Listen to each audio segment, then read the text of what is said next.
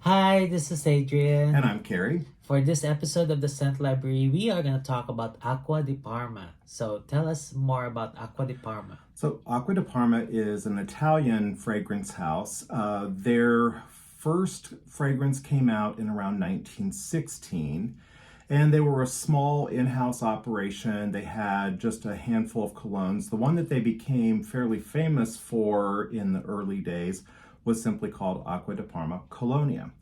It was a citrus and aromatic, slightly floral type of a cologne. And it became sort of a famous thing amongst like movie stars and stuff like that too. Oh, And it was unisex, so that was kind of unusual for its time. But people would fragrance like their handkerchiefs, like the guys would, or women, their scarf or something like that. And it became kind of a brand that movie stars and stuff got to know, especially when they were traveling in Italy. oh, But around World War II, everything sort of fell apart, and they struggled really to hang on to their brand. But in the 60s and stuff, they started really kind of making a resurgence. These days, they're really big, very popular. They have several different lines that have different characteristics to them. We'll talk about a few of the different lines here today, but they've got so much it would be hard to cover it even in several hours. So and we're only doing four. yeah, so it'll go by pretty quickly. This one, Acqua di Parma Blue Mediterranean, was launched in 1999. And this is a really wonderful summer warm weather scent. It's very much a kind of like a by the beach or by the pool sort of a fragrance. It has lots of citrus to it: orange, mandarin, bergamot, lemon, and then it has notes of petitgrain, cardamom, caramel, and musk. It's not heavy on the caramel. No, I really have to struggle to smell the caramel actually. I notice mostly the citruses and then the kind of the softness of the musk.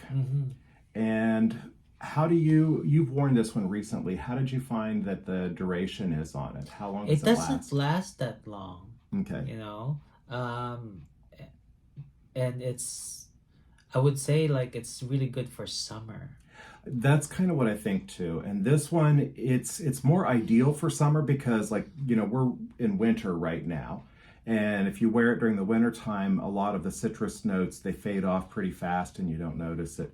But I think in the summertime when you put this on, it really projects, and the middle and the base notes are more notable. In the wintertime, I think this is probably, while a beautiful fragrance, it probably just won't hold up and project for very long.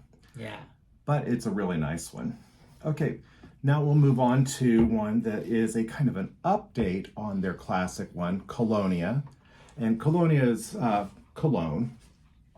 This one is actually an eau de cologne strength. The previous one, the Blue Mediterranean Arancia Di Capri, was an eau de toilette. This one came out in 2007, and it's a collaboration between Alberto Morillas and Francois Demaché. This one is kind of an update on the original Colonia, but honestly, they don't have a whole lot of notes in common, so it's kind of more like the theme is in keeping with the original. It has top notes of Calabrian bergamot, ginger, which makes it really kind of pop and have your nose tingle a little bit, cardamom, Sicilian lemon, neroli, artemisia, myrtle. Myrtle gives it a sort of an almost like a camphorous sort of a smell to it, but not in a bad way. It sets a little bit of a tilt, an opposition from the fruity to then like the other notes like the leather, the benzoin, and the musk and patchouli. The original Colonia was mostly citrus, lavender, rosemary. It had some rose, patchouli, and sandalwood in it. So similar but different. But this one is kind of a modernizing, keeping it in the family. There's actually several other Colonias too. There's Colonia Futura and a couple others that really branch off from the original Colonia line, but this one, if you had to pick a prototype or typical Acqua di Parma, this would probably be it for this period of time. Okay. Okay, moving on to another one, a very different line, and you can see by the bottle it's very different. This is leather. This one, very simple name, and it is a fairly simple profile, although it has several notes to it. But the smell is fairly straightforward. It's definitely a kind of a real characteristic leather scent. Mm-hmm. Very leathery.